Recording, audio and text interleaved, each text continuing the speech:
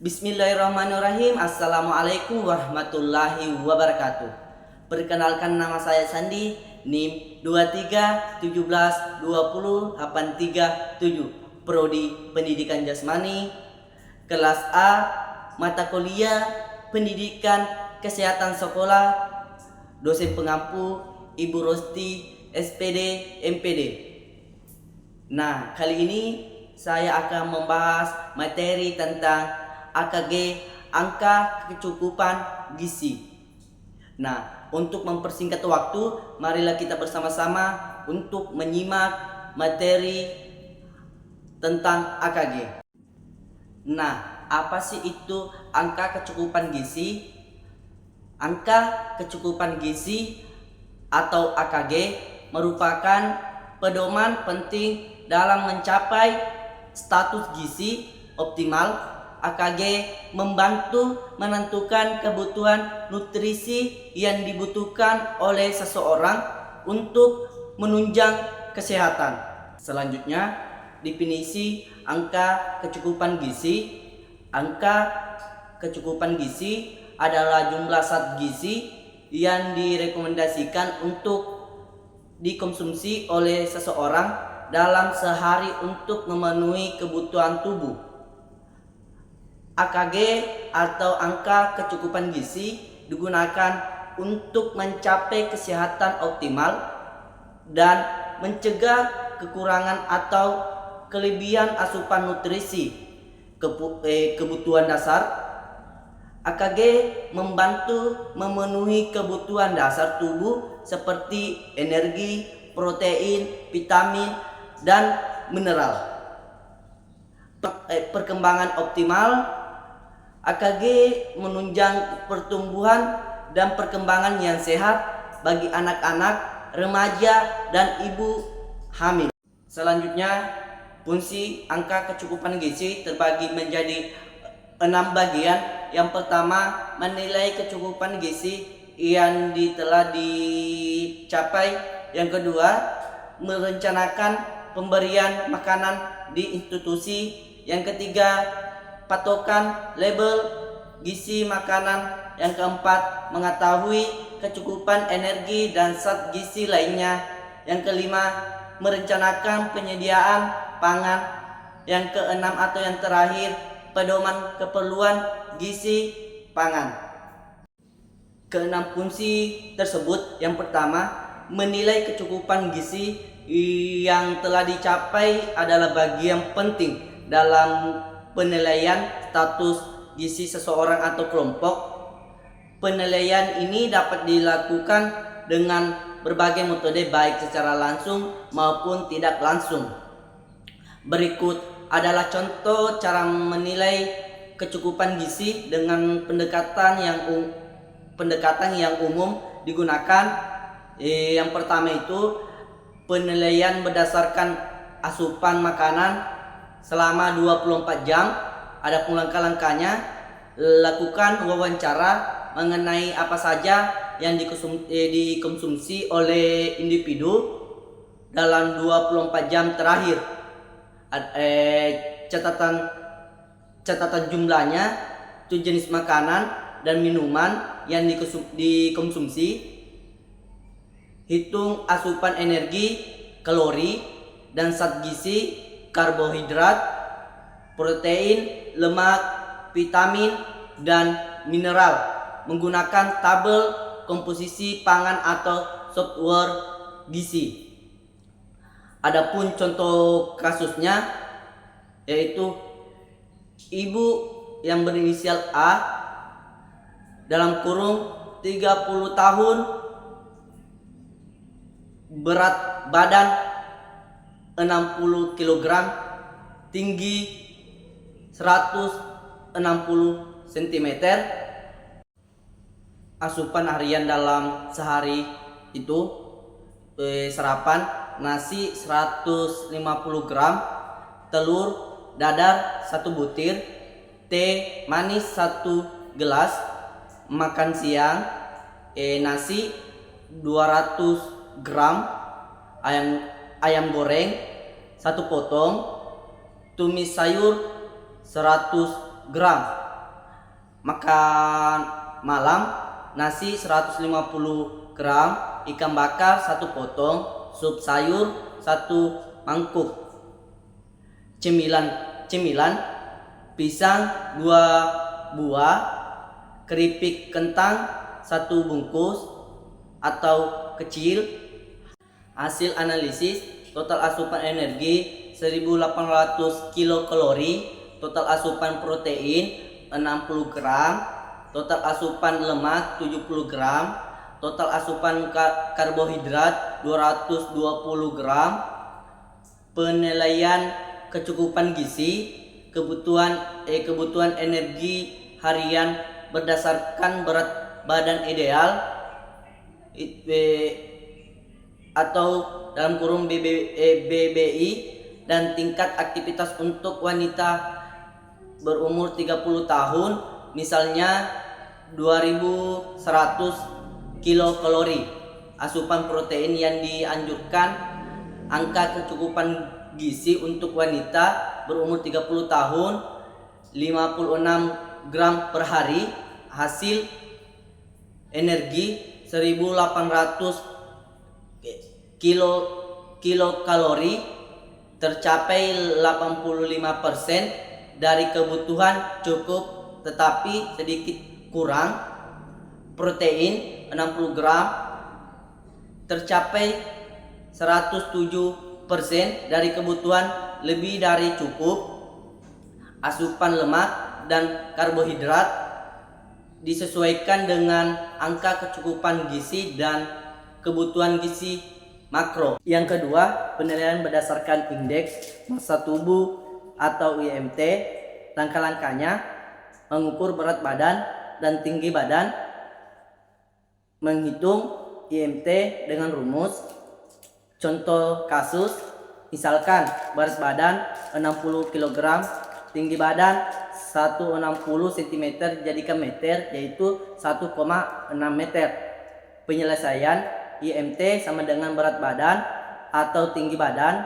IMT 60 kg dibagi 1,6 kuadrat sama dengan 60 kg dibagi 2,56, hasilnya 23,4. Kedua, perencanaan pemberian makanan di institusi seperti rumah sakit, panti asuhan, sekolah berasrama, atau penjara adalah bagian penting dari manajemen gizi yang bertujuan untuk memenuhi kebutuhan individu atau kelompok dalam jumlah besar.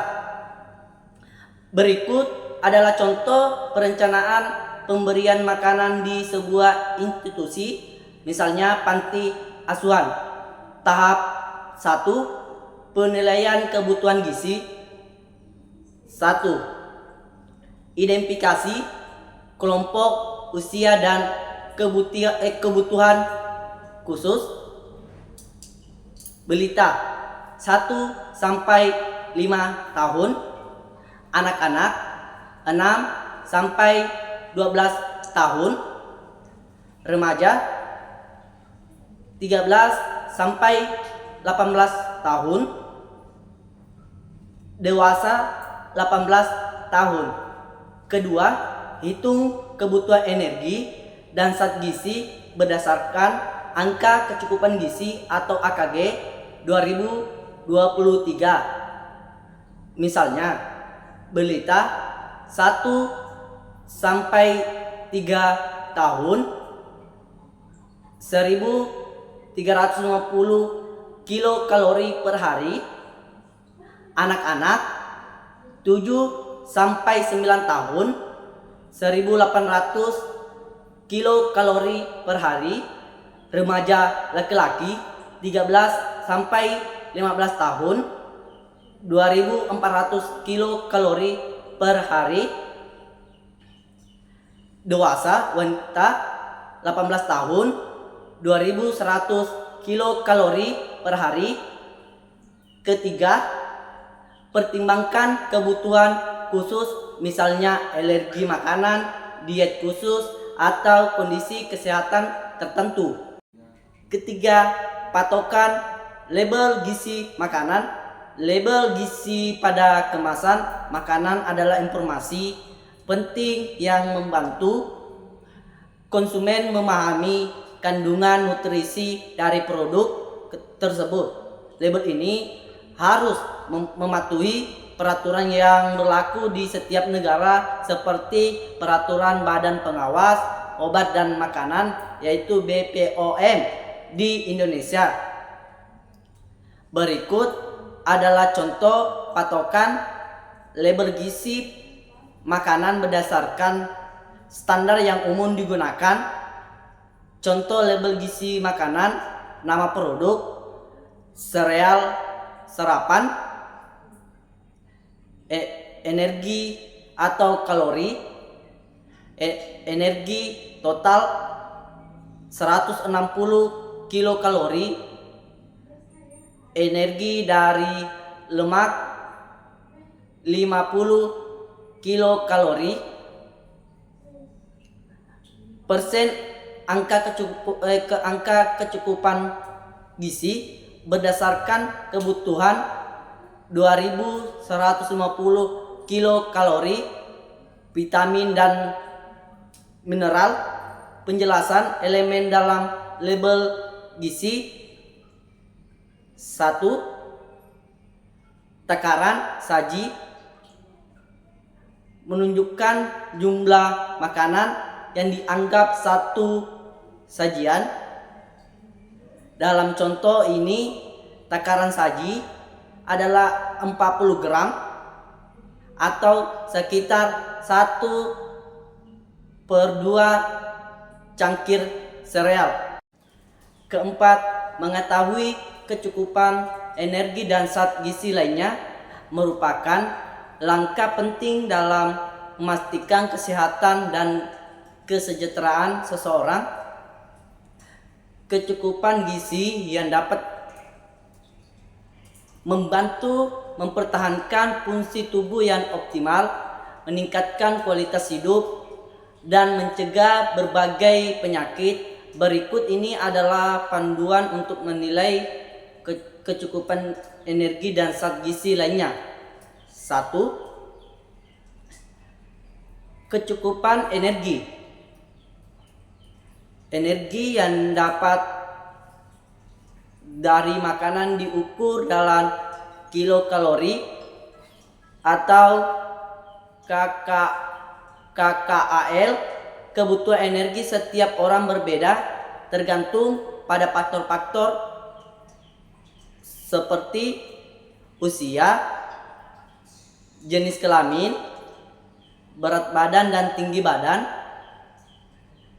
tingkat aktivitas fisik. Kedua, kecukupan zat gizi makro. Nah, zat gizi makro meliputi karbohidrat, protein, dan lemak. Setiap zat gizi makro memiliki peran penting dalam tubuh. Karbohidrat, sumber energi utama, rekomendasi 50-60% dari total kalori. Protein diperlukan untuk pertumbuhan, perbaikan jaringan, dan fungsi enzim. Rekomendasi 10-20% dari total kalori atau sekitar 0,8-1,2 gram per kilogram berat badan untuk orang dewasa sehat. Lemak, sumber energi yang dapat penting untuk fungsi sel, hormon, dan penyerapan vitamin larut lemak. Rekomendasi 20-30% dari total kalori dengan lemak jenuh tidak lebih dari 10%. Kelima, merencanakan penyediaan pangan merupakan langkah-langkah penting untuk memastikan ketersediaan makanan yang cukup, bergizi, aman, dan sesuai dengan kebutuhan gizi individu atau kelompok tertentu. Perencanaan ini biasanya diterapkan di institusi seperti rumah sakit, panti asuhan, sekolah, restoran, atau bahkan dalam konteks keluarga besar. Nah, berikut adalah tahapan dan panduan dalam merencanakan penyediaan pangan. Tahap 1, penilaian kebutuhan pangan. 1. Identifikasi profil konsumen, usia, jenis kelamin, berat badan, tinggi badan, dan tingkat aktivitas fisik. Pertimbangan kebutuhan khusus, misal diet khusus, alergi, kondisi kesehatan tertentu seperti diabetes atau hipertensi. 2. Menentukan kebutuhan energi dan zat gizi. Menghitung kebutuhan kalori menggunakan angka kecukupan gizi atau AKG yang sesuai. Distribusi makronutrien, karbohidrat 50-60% dari total energi, protein 10-20% dari total energi, lemak 20-30% dari total energi, kebutuhan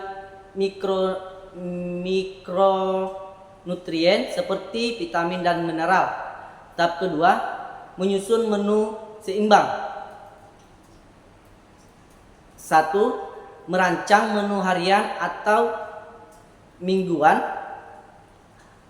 Menyusun menu rotasi 7 hari untuk menghindari kebosanan dan memastikan variasi nutrisi. Memperhatikan prinsip gizi seimbang, karbohidrat, protein, lemak, sayuran, dan buah. Menggunakan pedoman gizi seimbang atau PGS sebagai acuan. Tahap ketiga, pengadaan bahan pangan. 1. Menentukan daftar belanja bahan makanan berdasarkan menu yang sudah kita susun. Menyusun daftar belanja mingguan atau bulanan. Menghitung jumlah bahan berdasarkan jumlah porsi dan jumlah individu yang dilayani. 2.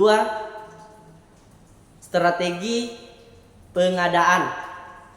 Membeli bahan pangan segar setiap minggu, sayuran, buah, daging. Menyimpan bahan pangan kering, beras, kacang-kacangan dalam jumlah besar untuk efisiensi biaya. Tahap keempat, penyimpanan dan pengolahan makanan. 1. Penyimpanan bahan makanan. Bahan segar seperti daging, ikan, dan sayur disimpan di lemari pendingin. Bahan kering seperti beras, tepung, dan bumbu dapur disimpan di tempat kering dan tertutup. Keenam atau yang terakhir, pedoman kebutuhan gizi pangan adalah panduan yang dirancang untuk membantu individu dan institusi merencanakan asupan makanan yang sehat, seimbang, dan sesuai dengan kebutuhan tubuh di Indonesia. Pedoman ini mengacu pada angka kecukupan gizi atau AKG yang ditetapkan oleh Kementerian Kesehatan. Pedoman ini mencangkup kebutuhan energi dan zat gizi makro, karbohidrat, protein, lemak, serta zat gizi mikro, vitamin dan mineral yang harus dipenuhi untuk menjaga kesehatan tubuh. Berikut adalah panduan dan pedoman umum kebutuhan gizi pangan. 1. Angka kecukupan gizi atau AKG. AKG adalah acuan jumlah nutrisi yang dibutuhkan oleh tubuh setiap hari untuk memenuhi kebutuhan gizi rata-rata penduduk berdasarkan usia, jenis kelamin, dan kondisi fisiologis seperti kehamilan dan menyusui. Berikut beberapa kategori angka kecukupan gizi. Angka di atas adalah rekomendasi umum yang dapat disesuaikan dengan aktivitas fisik, kondisi kesehatan, dan kebutuhan individu. Tujuan penentuan angka kecukupan gizi. Angka kecukupan gizi atau AKG bertujuan untuk meningkatkan kualitas hidup dan mencegah penyakit akibat kurangnya atau kelebihan nutrisi. AKG atau angka kecukupan gizi juga digunakan sebagai dasar dalam penyusunan program gizi nasional dan kebijakan terkait kesehatan. 1. Mencegah kekurangan gizi. AKG membantu memastikan asupan nutrisi yang cukup untuk mencegah penyakit kekurangan gizi. 2. Mencegah kelebihan gizi. AKG membantu mengatur asupan makanan untuk menghindari kelebihan gizi dan penyakit terkait. Ketiga, meningkatkan kesehatan. AKG membantu mencapai status gizi optimal yang mendukung kesehatan dan kesejahteraan. Komponen angka kecukupan gizi. AKG terdiri dari berbagai komponen penting seperti energi, protein, vitamin, dan mineral. Setiap komponen memiliki peran penting dalam menjalankan fungsi tubuh dan menjaga kesehatan. Energi, kalori, protein, gram, vitamin, miligram atau mikrogram, mineral, miligram atau mikrogram. Faktor-faktor yang mempengaruhi angka kecukupan gizi. AKG dipengaruhi oleh berbagai faktor seperti usia, jenis kelamin, aktivitas fisik, kondisi kesehatan, dan kehamilan. Nah, perubahan pada faktor-faktor tersebut akan mempengaruhi kebutuhan nutrisi seseorang. Usia, kebutuhan nutrisi pada anak-anak, remaja, dan dewasa berbeda. Jenis kelamin, perempuan dan laki-laki memiliki kebutuhan nutrisi yang berbeda. Aktivitas fisik, orang yang aktif secara fisik membutuhkan lebih banyak energi dan nutrisi. Penerapan angka kecukupan gizi dalam kehidupan sehari-hari bisa dilakukan dengan berbagai cara, baik di tingkat individu maupun kelompok. Berikut beberapa contoh. 1. di tingkat individu membuat menu seimbang. Buatlah rencana menu makanan harian yang mencakup semua kelompok makanan dalam porsi yang tepat. Memasak sendiri memungkinkan Anda untuk mengontrol bahan dan cara pengolahan makanan sehingga lebih mudah untuk memenuhi kebutuhan gizi. Membaca label makanan. Nah, perhatikan juga label makanan untuk mengetahui kandungan nutrisi, kalori, lemak, gula, dan garam. Mencatat asupan makanan. Jika Anda ingin memantau asupan gizi Anda lebih detail, Anda bisa mencatat makanan dan minuman yang Anda konsumsi setiap hari. 2. Di tingkat kelompok. Program gizi di sekolah juga dapat menerapkan program gizi untuk meningkatkan kesadaran dan pengetahuan siswa tentang gizi. Kampanye gizi di masyarakat. Nah, pemerintah atau organisasi kesehatan dapat menyelenggarakan kampanye gizi untuk mengedukasi masyarakat tentang pentingnya gizi. Program gizi untuk ibu hamil dan menyusui. Program gizi khusus untuk ibu hamil dan menyusui dapat membantu mereka memenuhi kebutuhan gizi untuk kesehatan ibu dan anaknya. Program gizi untuk lansia. Nah, program gizi khusus untuk lansia dapat membantu mereka memenuhi kebutuhan gizi yang berbeda dengan orang dewasa muda. Nah, contohnya penerapan angka kecukupan gizi anak usia sekolah. Seorang anak usia sekolah perlu makan makanan yang kaya protein seperti telur, ikan, daging, ayam, dan kacang-kacangan untuk mendukung pertumbuhan dan perkembangannya. Ibu hamil perlu meningkatkan asupan kalori dan nutrisi, terutama zat besi dan asam folat untuk mendukung kehamilan yang sehat. Kesimpulan dan rekomendasi. Angka kecukupan gizi merupakan alat penting dalam mencapai kesehatan dan kesejahteraan masyarakat.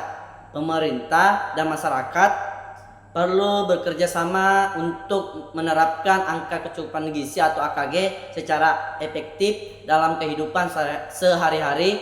Yang pertama itu sosialisasi angka kecukupan gizi. Pemerintah perlu meningkatkan sosialisasi angka kecukupan gizi kepada masyarakat. Kedua, meningkatkan edukasi masyarakat tentang pentingnya angka kecukupan gizi atau AKG. Ketiga, akses data angka kecukupan gizi. Meningkatkan akses masyarakat terhadap informasi dan data angka kecukupan gizi. Yang keempat, dukungan kebijakan, menciptakan kebijakan yang mendukung menerapkan angka kecukupan gizi. Itulah tadi materi yang saya bisa sampaikan. Jika ada kesalahan pengucapan, penulisan, mohon dimaafkan. Saya akhiri dengan ucapan wassalamualaikum warahmatullahi wabarakatuh.